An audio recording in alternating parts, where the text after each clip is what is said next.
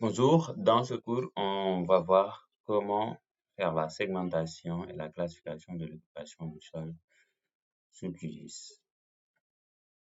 La première chose dont on a besoin, c'est d'une orthophoto qu'on va justement analyser. C'est simplement une image aérienne.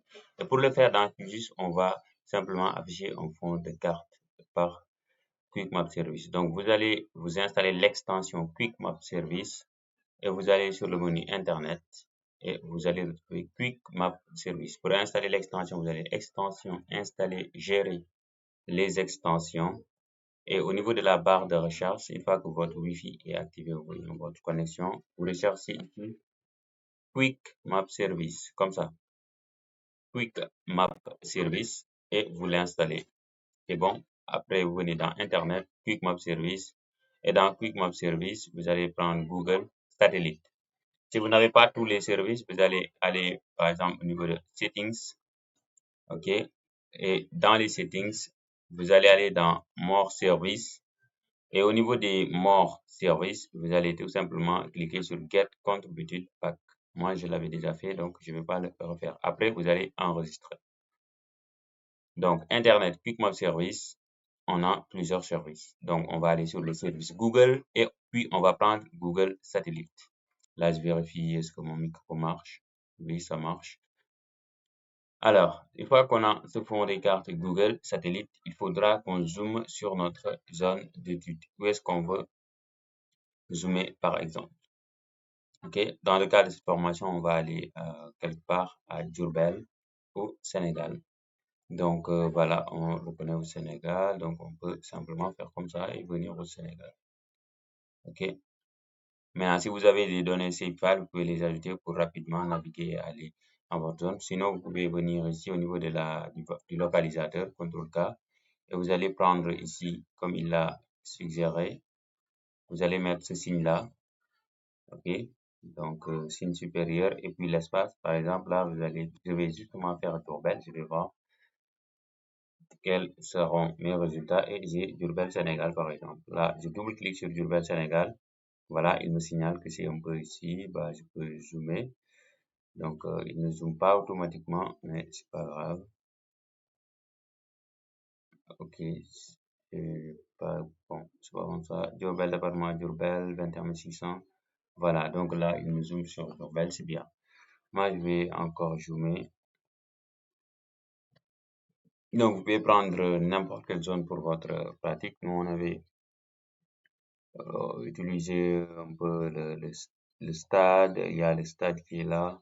Par exemple, il y a l'hôpital qui est quelque part ici. Voilà, l'hôpital est là. Donc, on peut étudier par exemple cette zone-là. Ah, là, c'est magnifique. Moi, je vais zoomer vraiment à ce niveau-là et je pense qu'on peut étudier à ce niveau-là de détail, juste autour du stade. Ok, maintenant, la deuxième étape, c'est vraiment je dirais, d'obtenir cette image, donc de la télécharger. Pour ce faire, vous allez faire clic droit sur Google Satellite et vous allez faire exporter, enregistrer sous. Maintenant, là, il y a trois étapes nécessaires. Premièrement, c'est de décocher le VRT. Donc, on n'a pas besoin d'une couche virtuelle. Donc, on décoche. Deuxième chose, on va changer le SCR. Par exemple, on va mettre un SCR WGS84, 8e zone 28 Nord. Troisièmement, on va cliquer ici sur étendue du canevas de carte.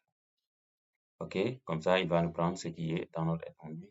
Et quatrièmement, on va définir notre résolution. On va dire une résolution de 1 mètre.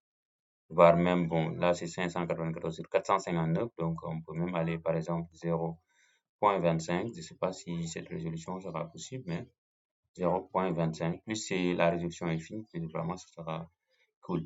Et là, je vais cliquer sur nom de fichier. Je clique ici. Donc, disons 5 étapes.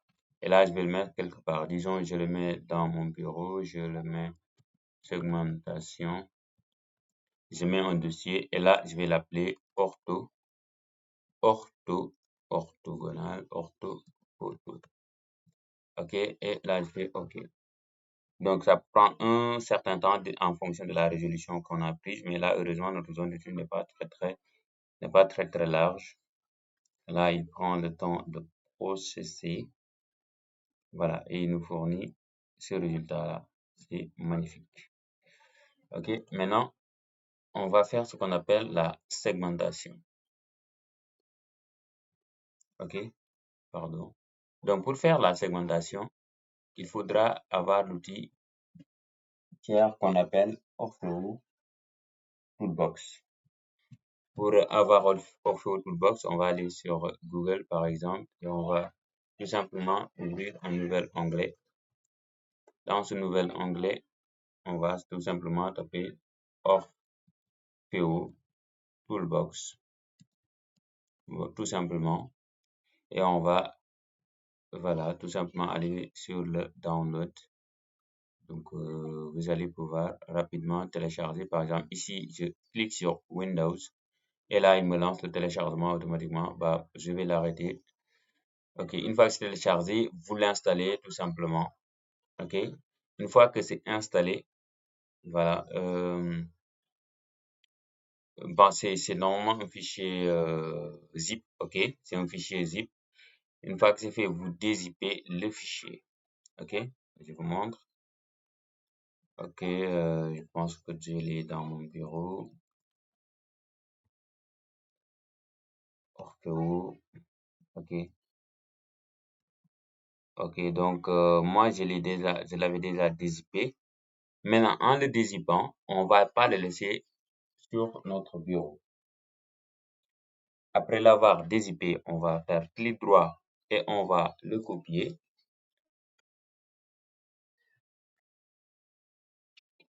On va le copier et après on va aller sur notre dossier Windows, notre espace Windows C.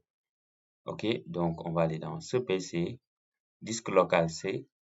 Et là, on va le coller directement. Voilà, moi je l'avais déjà collé ici. On va directement le coller sur la racine. C'est très important pour installer correctement OTB.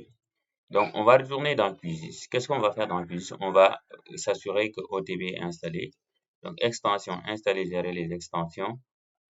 Donc, c'est différent du téléchargement, mais il y a une extension native de OTB.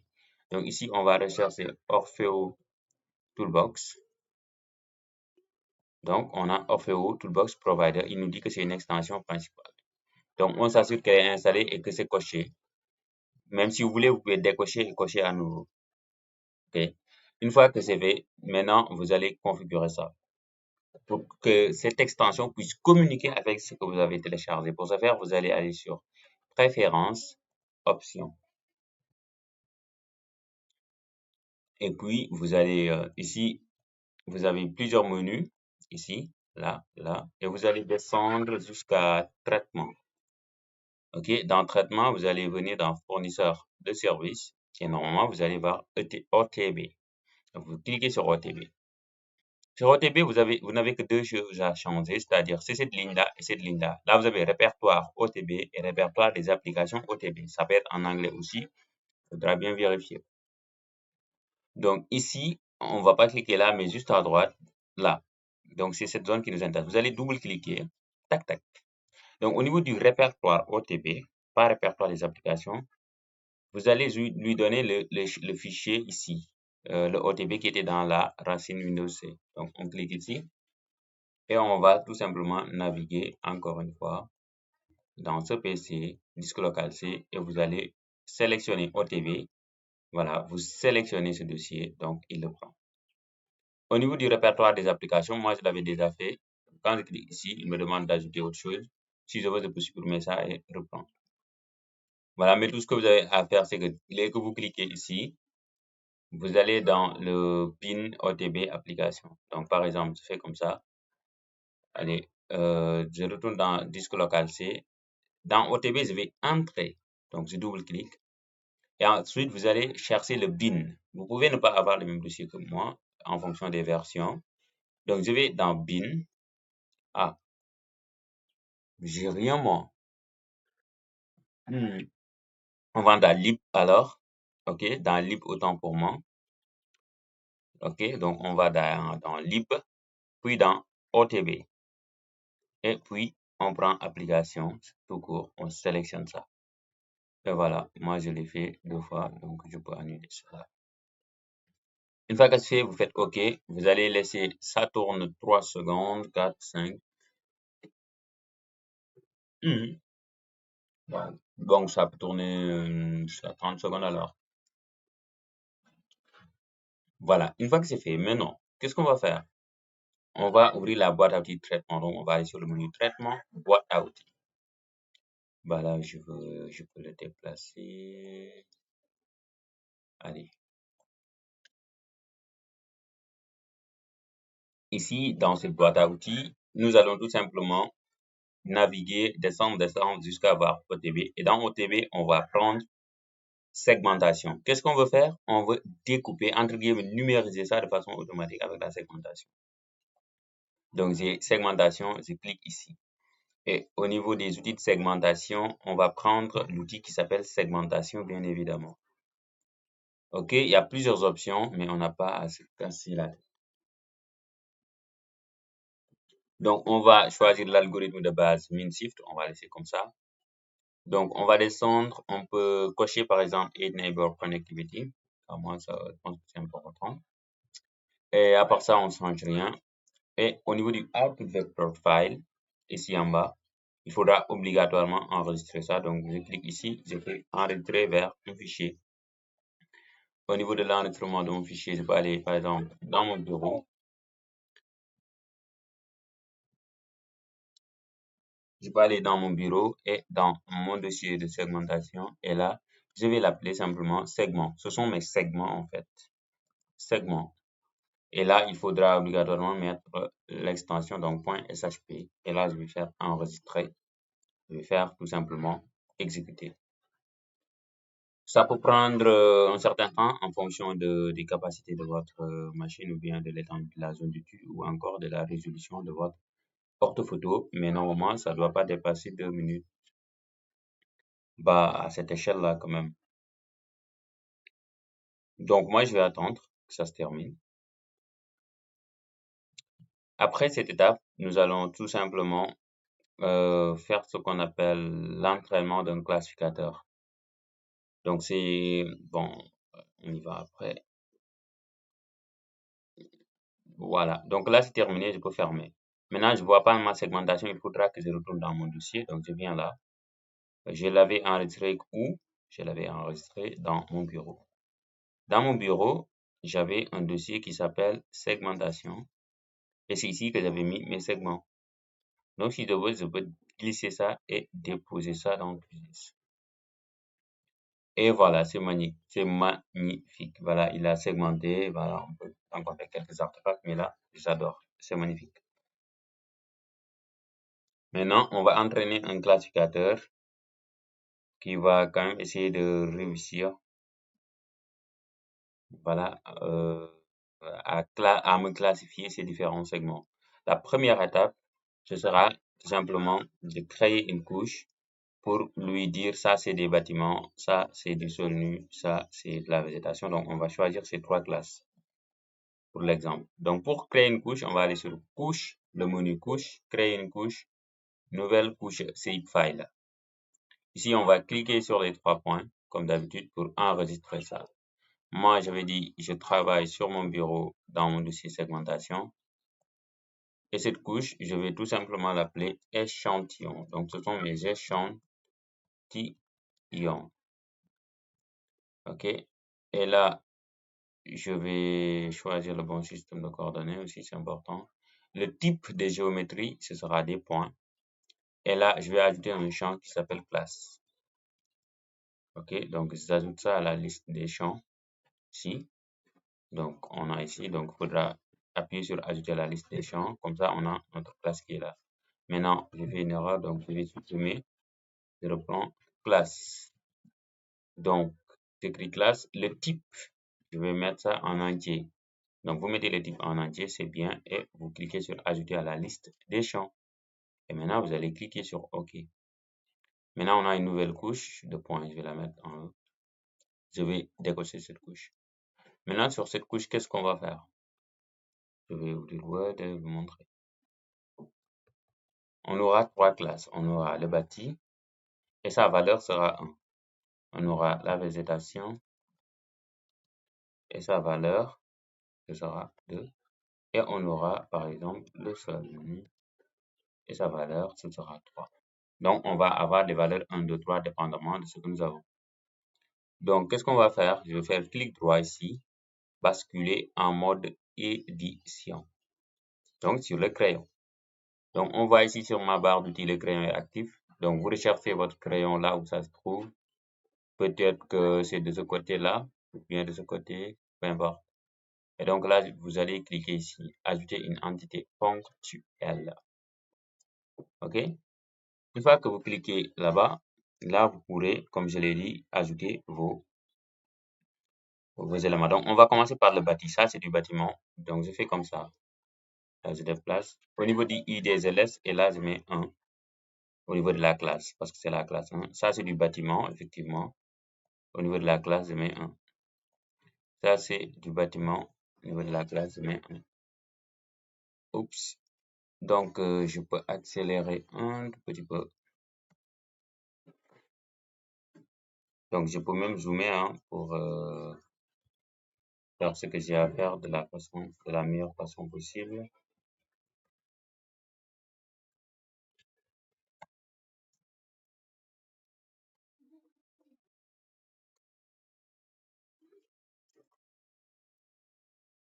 D'accord? Donc, là aussi, c'est du bâti.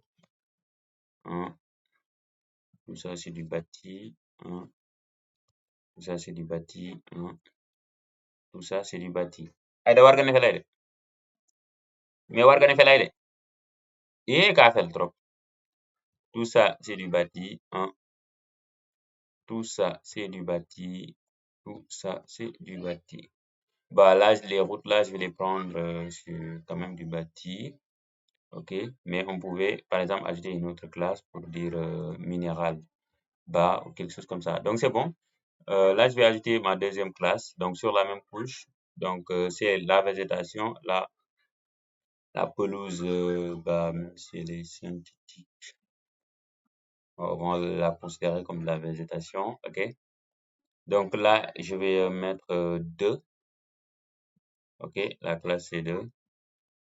Bon, vous pouvez afficher les segments aussi pour vérifier. Voilà. Je pense que il n'y a pas de souci. OK. Et là, je vais prendre les arbres. Je pense que c'est ce qui m'intéresse le plus. Et vous allez remarquer qu'on peut quand même rencontrer des erreurs avec les ombres. Voilà. Et là, avec du post-traitement, on peut y arriver. Donc là, je prends des échantillons assez rapidement. OK. On ne peut pas tout prendre les échantillons et c'est pour cela que c'est important d'entraîner un classificateur qui va compléter. Donc, je vais partir sur une troisième classe, à savoir sol nu. Donc, je mets 3 au niveau de ma classe. Tac, tac, tac, 3. Bon, là, je vais mettre du sol nu. Oups, qu'est-ce que j'ai mis? Ah, j'ai fait une erreur. Donc, pour supprimer, ou bien vous pouvez faire CTRL Z. Voilà, il m'enlève ce point. Je refais. Attends, moi, je sais plus ce que j'ai fait. Donc, j'enlève celui-là encore et celui-là. OK, on commence. Je clique. Là, je mets 3. Je clique. 3. OK, là, c'est sûr. Je clique. 3. Je clique. 3. Je vais voir les roues. 3. 3.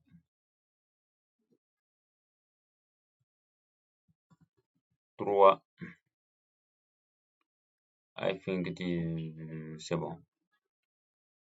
3. Voilà, c'est bon.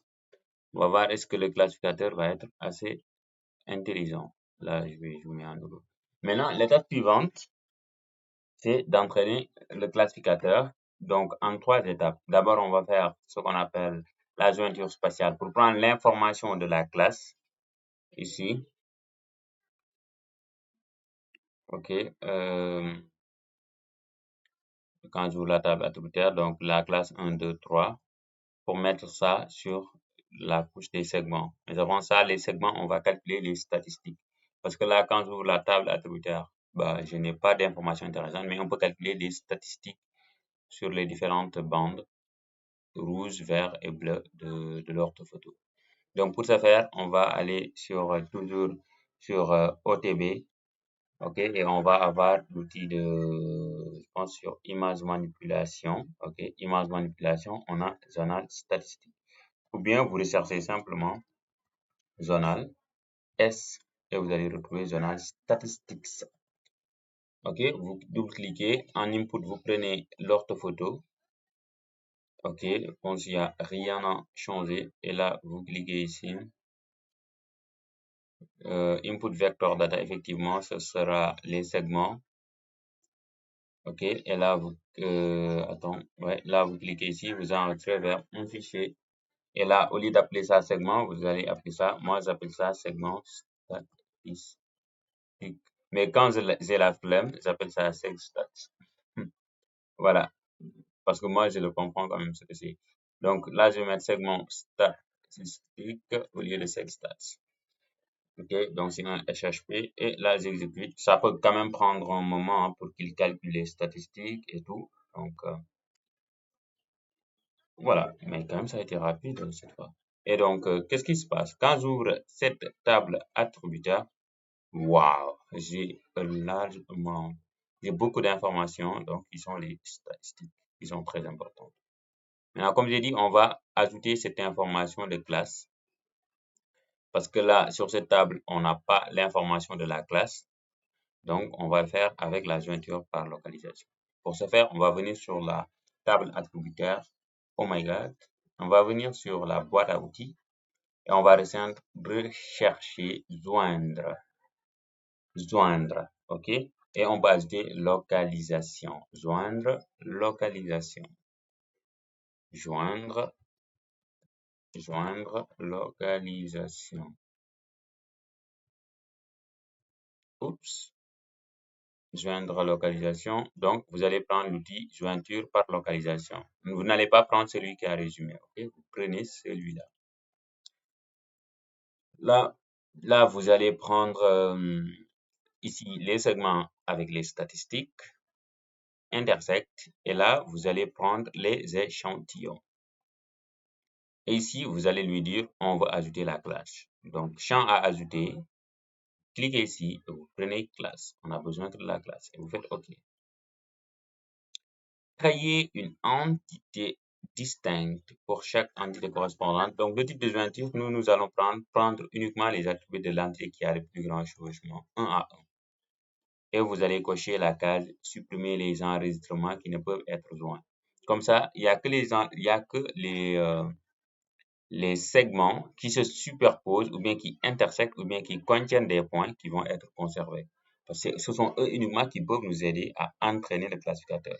Si un segment, par exemple celui-là, qui n'est pas superposé à un point, comment il peut vraiment oser nous aider à classifier? Parce que il ne saura pas sur quoi il est superposé.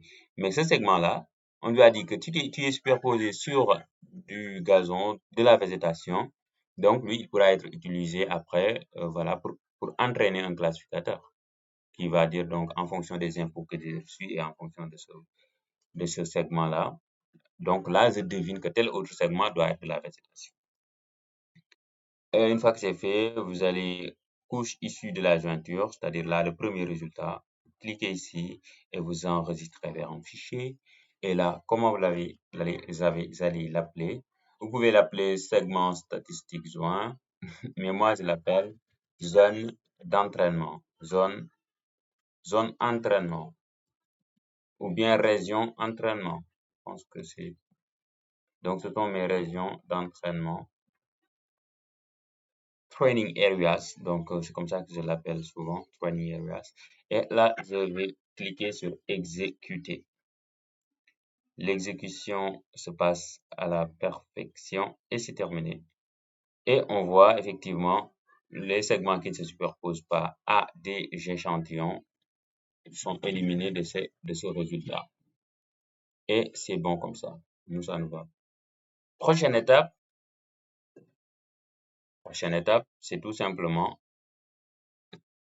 entraîner le classificateur. OK, pour ce faire, vous allez dans la boîte à outils traitement toujours. Donc, si vous ne l'avez pas ouvert, vous allez sur traitement boîte à outils. Traitement boîte à outils. OK, et vous allez rechercher cette fois-ci train, comme on veut entraîner. Train comme le train. Train vector classifier. Voilà, il est là. Donc, vous recherchez tout simplement train vector classifier. Si vous recherchez train vector, c'est bon. Après, vous allez voir, comme on l'a vu ici, train vector classifier. Donc, on le prend. En input, qu'est-ce qu'on va mettre? Qu'est-ce qui nous permet d'entraîner? C'est tout simplement nos régions d'entraînement. OK? Et là, on va dire les field names for training features. Quels sont les champs qu'on va utiliser pour entraîner? Nous, ici, on va utiliser 3 champs, c'est-à-dire 2 champs autant pour moi, la moyenne et l'écart.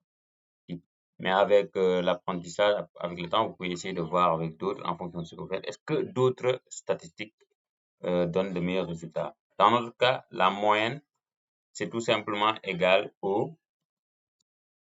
à min. C'est égal à min. Et l'écart type, c'est égal à la standard déviation, donc qui est noté standard STDV. Donc, qu'est-ce qu'on veut? Min. On voit ici un min, on coche la case. Et on veut aussi standard déviation, on coche la case. Maintenant, on va le perdre le 0 et le 1, donc min standard, et pour le 2. Donc, pour le 3, ça ne vaut pas la peine parce que quand on regarde la table attributaire, en réalité, le 0, ça correspond à la bande 1, rouge, le 1, la bande 2, et le 2, la bande 3, alors que le 3, c'est un peu la bande alpha, donc on n'a pas de statistiques intéressantes là-bas. Toutes les entités ont à peu près la même valeur là-bas même, donc c'est pas intéressant. Donc, on coche min 0 standard déviation 0, min 1 standard déviation 1. Quand je dis min, c'est min, la moyenne, M-E-A-N. OK. Maintenant, on va lui dire quelle est la classe. Field containing the class integer level. Donc ici, on va choisir la classe, le champ classe, OK, qu'on avait créé. C'est pour cela qu'on a fait la jointure par localisation. Okay. Une fois que c'est fait, on n'a plus rien. Bon, on peut changer par exemple la méthode de classification, mais moi, le lib SVM, c'est-à-dire le support vector machine, ou bien séparateur à vaste marge, le SVM, ça donne quand même des résultats qui, à mon niveau, sont meilleurs. Mais il y a le decision trees qui est souvent beaucoup utilisé, donc c'est un peu de documentation qu'il faut faire. Ici, à ce niveau, je vais enregistrer mon output model. Celui-là, je vais pas l'enregistrer, donc je vais cliquer ici. Output model, j'enregistre un fichier. Et là, je vais aller encore dans mon bureau, dans mon dossier segmentation. Et mon modèle, je vais tout simplement l'appeler SVM. Et il faut ajouter point, l'extension, point modèle. Donc, ce n'est ni shapefile, ni geopackage, ni TIFF. Donc, SVM.modèle. SVM.modèle. L'extension, c'est modèle. Et on exécute. Ça passe super rapidement. On a un nouveau fichier qui est créé là-bas. Après, on va le voir. Maintenant, c'est à cette étape qu'on va vraiment classifier. Pour classifier, on va rechercher vector classifier. On avait recherché train vector classifier. Cette fois-ci, on recherche vector classifier. Donc, on prend l'algorithme vector classifier. Donc, première chose, les données qu'on va utiliser. Ce n'est plus les régions d'entraînement parce qu'on a déjà entraîné notre modèle. Mais on va utiliser les segments avec les statistiques. Comme ça, ce qu'on a entraîné et qui se base sur les statistiques pourra, en fonction de ces statistiques et du modèle créé, donc, le modèle pourra donc deviner sur ma couche qui avait des statistiques, voilà, qui court toute la zone, il va pouvoir deviner les nouvelles classes. OK? Pour chaque entité, il pourra deviner la classe. Et là, donc, je prends les segments avec les statistiques et le modèle. Je clique ici et je vais tout simplement aller dans Bureau. Dans mon dossier segmentation, je vais tout simplement prendre le modèle que je venais de créer, à savoir le svm.modèle.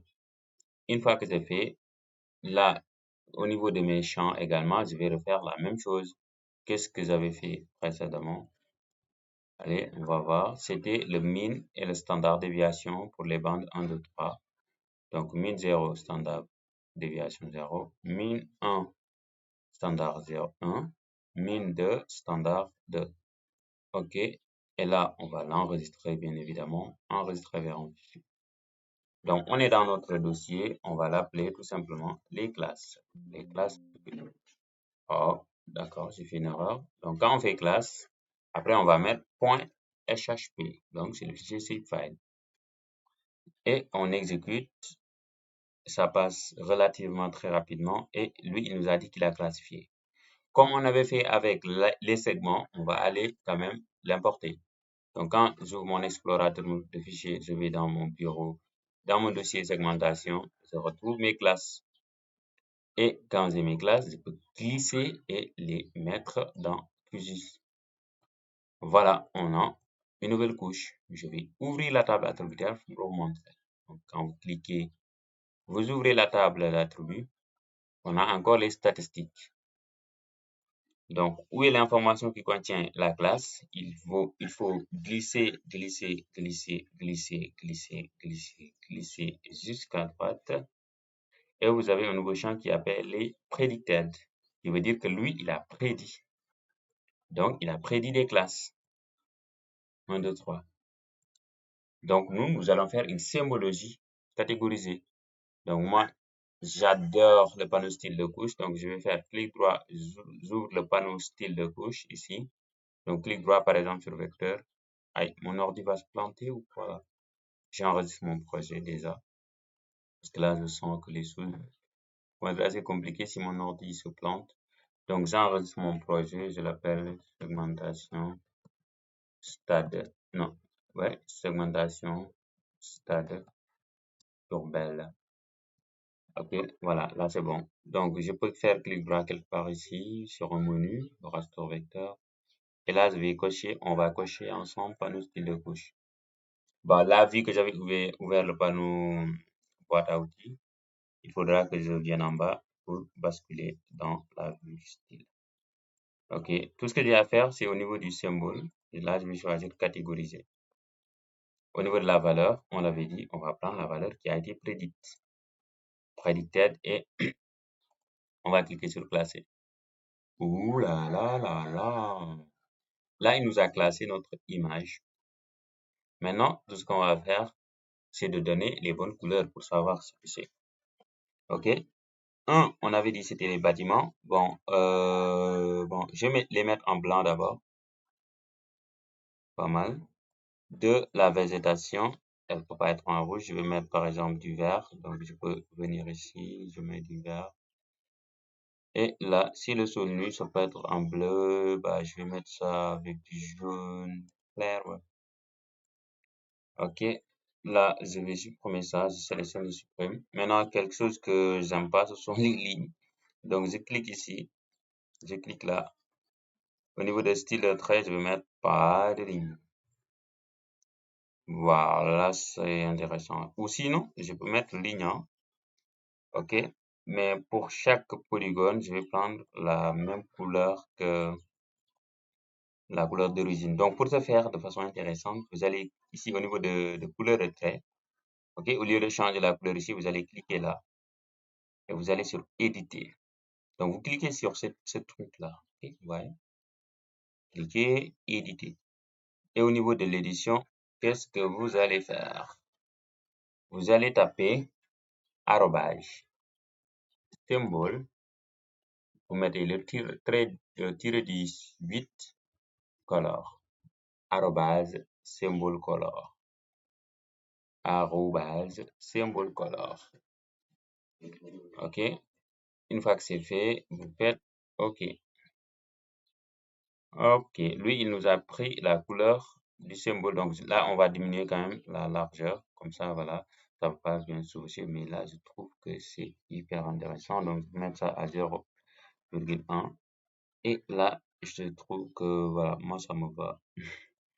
Moi, ça me va. Donc, on a la végétation, les arbres. On l'avait dit quand même, avec les ombres, ça peut un peu poser des soucis. Mais sinon, si vous voulez classifier les ombres, vous pouvez prendre des échantillons au niveau des ombres pour, par exemple, dire que non, les ombres là, en réalité, c'est pas de la végétation, mais c'est un peu du bâti ou bien du sol nu.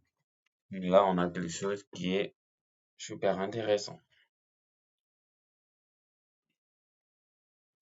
Donc, déjà, on a notre résultat qu'on peut essayer de publier et j'en passe. Maintenant, à partir de cette étape, on peut faire ce qu'on appelle l'analyse de superposition, c'est-à-dire on veut calculer des pourcentages d'occupation du sol. La première chose qu'on va faire concernant l'analyse de superposition, je vais montrer un PDF. Ok, c'est de séparer une couche vectorielle. Ok, parce que là, on a une couche vectorielle avec 3 classes. On va séparer ces 3 classes. Ok, d'accord? Donc, pour les séparer, on va aller sur vecteur, outils de gestion de données, séparer une couche vecteur. Et ici, on va lui dire qu'on sépare la couche classe et qu'on va les séparer par le champ predicted. OK? C'est-à-dire toutes les couches qui ont la même valeur pour le champ predicted constitueront une seule, voilà, entité. Une seule couche. Toutes les entités qui ont la même valeur de classe, donc de predicted, seront d'une même couche. Et là, je vais enregistrer ça dans un répertoire. Donc, dans segmentation, si je veux, je peux créer un sous-dossier. Moi, c'est comme ça que je fais. OK, sinon, je peux les directement mettre ici. Donc, je fais sélectionner un dossier. Donc, je les mets dans mon dossier segmentation. Donc, on aura 3 classes. Predicted 1, predicted 2, predicted 3. Je ferme. Et là, je vais revenir. Là, je vais voir, j'aurai 3 fichiers normalement. Voilà, j'ai le predicted 1, le predicted 2, le predicted 3. Voilà, donc je peux ajouter ces 3 couches pour vous montrer. Effectivement, c'est tout simplement ce qu'on avait. Le predicted 1, on avait dit, c'était le bâti. Voilà, le predicted 2. Mais là, ça nous sert juste pour faire l'analyse de superposition, mais pour la visualisation, on peut retenir ça. Deuxième étape, c'est tout simplement, on va calculer les pourcentages d'occupation du sol parce que c'est ça l'intérêt de faire cette analyse. OK? Donc, c'est là qu'on va même utiliser l'outil qui s'appelle analyse de superposition. OK? Maintenant, pour faire l'analyse de superposition, il faudra de base tout simplement avoir quelque chose à superposer. Par exemple, là, sur cette zone, si on avait des quartiers, c'était une commune, on a des quartiers et tout, on peut faire l'analyse de superposition pour voir dans chaque quartier, quel est le pourcentage de végétation, etc. Maintenant, ici, on peut, pour aider les décideurs, dans la zone du stade, créer des cadrans, on peut une grille, ok, de 100 mètres, 100 mètres, ou bien 50 mètres, 50 mètres. Comme ça, ils vont savoir, ah, ok, les 50 mètres qui sont au centre, ou bien les grilles qui sont au centre, voilà, il n'y a pas de végétation, il n'y a pas ceci, il n'y a pas cela, il y a trop de bâtis, etc. Donc, ça peut être intéressant que de leur donner une information brute comme ça. Donc, pour ce faire, on va aller dans boîte à outils traitement, on va créer une grille. Donc, je vais taper grille, et on va prendre l'outil créer une grille. Et au niveau du type de grille, on va par exemple prendre une grille rectangulaire, mais on peut bien évidemment prendre des grilles hexagonales, etc. Étendue de la grille, je vais faire comme ça et je vais, pour ne pas me tromper, je vais prendre calculer depuis la couche des classes. OK? Voilà. Et là, autre chose, l'espacement de la grille. Donc, je pense qu'une grille de 50 mètres, ça peut quand même le faire. Une grille de 50 mètres, on va commencer par ça. Donc, 50, 50. OK, je mets 50, 50.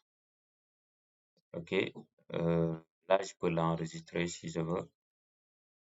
SCR de la grille, bah, je vais le mettre dans mon SCR comme ça. OK, et je vais exécuter. Ouais, je pense que cette grille-là, quand même, elle est pas mal. OK. Il y a des parties qui sortent, ben c'est pas grave. OK, maintenant, si je veux, pour ces parties qui sortent là, je pourrais exprimer, mais c'est pas grave, OK. On a notre grille, on va faire notre analyse de superposition. Donc, ici, on va rechercher analyse de superposition. La grille, elle est intéressante. Bon, avant ça, on peut, par exemple, au niveau de la grille, je peux mettre le pas de remplissage. On voit un peu ce que ça donne, non. C'est intéressant. OK. Donc, au niveau de notre boîte à outils, on prend l'outil d'analyse de superposition. La couche source, c'est ma grille, effectivement. Et là, je clique et c'est là que je vais prendre mes trois couches prédites. Predicted 1, predicted 2, predicted 3. Et toujours, j'ai dit on coche. OK. Et là, pour le recouvrement, je vais l'enregistrer vers un fichier. Et là, je vais dire analyse, superposition, pourcentage, machin, machin. Je peux l'appeler analyse superposition. Et là, je vais faire exécuter. L'analyse de superposition, quand même, ça prend beaucoup de temps. Là, heureusement, c'est juste une grille rectangulaire, donc les géométries sont très simples, donc le logiciel ne se fatigue pas. Donc là, il nous retourne la même couche, mais à quelle différence? Quand on ouvre la première table attributaire, bah, on n'a pas des informations assez intéressantes à part les dimensions de la grille. OK? Mais quand on ouvre notre deuxième table attributaire, à part ces informations, on a le predicate 1, predicate 2, predicate 3, etc. Donc là, c'est parce que je n'avais pas changé, je n'avais pas du tout changé les noms des fichiers. Donc, je devais le faire. Mais qu'est-ce qu'il faut comprendre, c'est que là, c'est la superficie, OK, pour la couche predicted 1, OK. Donc, là, c'est le pourcentage, OK, pour la couche predicted 1. Donc là, il faudra comprendre que cette colonne-là, c'est la superficie de bâtiment. Là, le pourcentage de bâtiment. Là, la superficie de la deuxième, donc végétation, là, le pourcentage de végétation. La superficie de sol nu, là, le pourcentage de sol nu. Donc, avant de faire l'analyse de superposition, on pouvait tout simplement, ou bien on devait même renommer ça correctement. OK? Mais là, j'espère que ça vous donne des tips pour comprendre. Maintenant, par exemple, on peut, sur le panneau style de couche, je peux décider de faire une symbologie graduée. Graduée, par exemple, par la superficie de bâti, donc le premier predicted. Et là, je vais prendre mes ruptures naturelles de Jennings. Et voilà, là, on remarque qu'il y a plus de bâti dans cette zone, automatiquement, sans se casser la tête. OK? Et concernant le pourcentage, est-ce que ça change quand je prends le pourcentage? Donc, ça change pas gros. Et quand je prends la superficie de végétation, on voit que ça change. Donc, et je peux changer la palette de couleurs. Par exemple, la végétation, je vais prendre les greens. On remarque qu'il y a plus de végétation dans cette zone. Et quand on compare avec nos résultats, on sent que c'est vrai dans cette zone et au niveau du stade. Voilà. Et pour le sol nu aussi, c'était le predicted 4 faux. Je vais mettre une palette, par exemple celle-là. On remarque qu'il y en a plus ici, un peu autour du stade. OK? Un peu autour du stade, il y en a beaucoup plus là-bas. Là. OK? Donc, voilà. Donc, voilà. C'est comme ça. So, pourquoi la couleur ne change pas là? Pourquoi la couleur ne change pas pour les grilles au centre? I don't understand. Est-ce que j'ai un petit souci que j'ai pas pu identifier ou quoi là? Ah, ok, il doit pas être classé. Pas classé. Voilà. Donc, pour mon sol nu, on voit que sur cette zone-là, il y a beaucoup plus de sol nu. Effectivement, la palette de couleurs, on peut la modifier comme on veut. Par exemple, là, voilà. Quand je clique là, on peut changer les couleurs. Par exemple, là, je vais effacer avec la touche qui permet d'effacer. Ok, cette couleur-là, au lieu que ça soit bleu, je peux la mettre en jaune. Jaune, comme ça. Et donc, on remarque qu'il y a beaucoup plus de contenu dans cette zone-là. Maintenant, on peut, pour harmoniser nos données, parce qu'on l'a vu, on a des trucs du genre, voilà, predicted, c'est pas très clair et tout. Donc, on peut utiliser un outil qu'on appelle refactoriser des champs pour avoir les champs de la meilleure façon possible. OK? Donc, pour ce faire, on va aller sur la boîte à outils, traitement, boîte à outils, traitement. Aïe, traitement boîte à outils. Et dans la boîte à outils traitement, on va tout simplement rechercher refactoriser. Refactoriser les champs. OK. Là, je vais tirer. Là, à l'intérieur, vous pouvez tirer. Donc, quel est la couche qu'on veut refactoriser? C'est la couche analyse de superposition. Et pour la refactorisation, tout ce qu'on fait, c'est pas grave. OK. Euh, OK, ça nous permet de modifier des types de données. C'est juste pour montrer l'outil. Et vous pouvez surtout changer les noms de façon très simple. Par exemple, là, ID, left, right, on n'en a pas besoin. Donc, je les sélectionne tout. Je sélectionne ça. Je supprime. Je sélectionne left.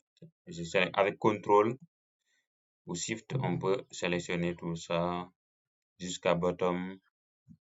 On supprime. Et maintenant, comme on l'avait dit, le predicted 1, c'est quoi? La bâtie. Mais bâti, c'est la superficie. Donc, on peut mettre S ou bien area comme R. Bâti area.